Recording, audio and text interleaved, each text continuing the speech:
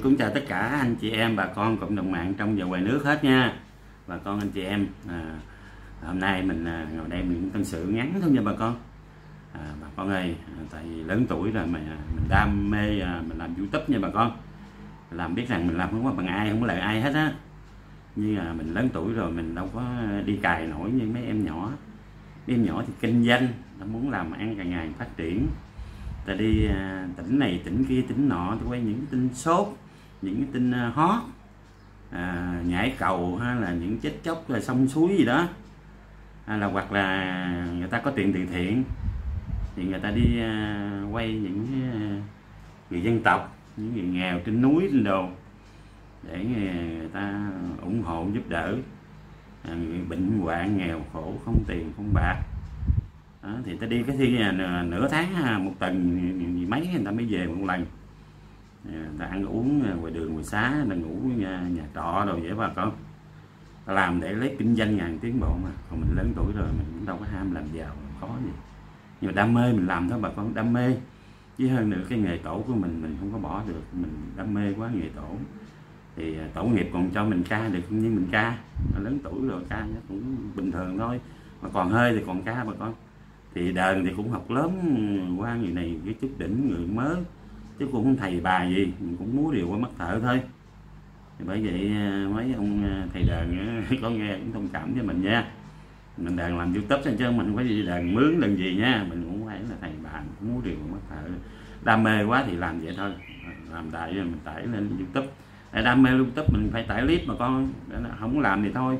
Mà leo lên cọp thì phải leo luôn, nhảy xuống là cọp ăn á bà con. Leo lên thì mình cứ làm, đàn hay đàn dở, hát hay á dở thì mình cũng làm clip. Đã nó làm là phải tải clip, chứ bà con nói vậy mà cũng tải lên. Không tải lấy clip đâu tải. Để mình làm cũng như cây nhà lá vườn, cây nhà lá rừng như vậy đó bà con. Hôm nay mình đừng xôm đi mấy bậy bắt cho bà con nghe ha. Để nó có như làm nhiêu bà con ơi, chứ mình cũng thầy bà thầy thợ gì nhé.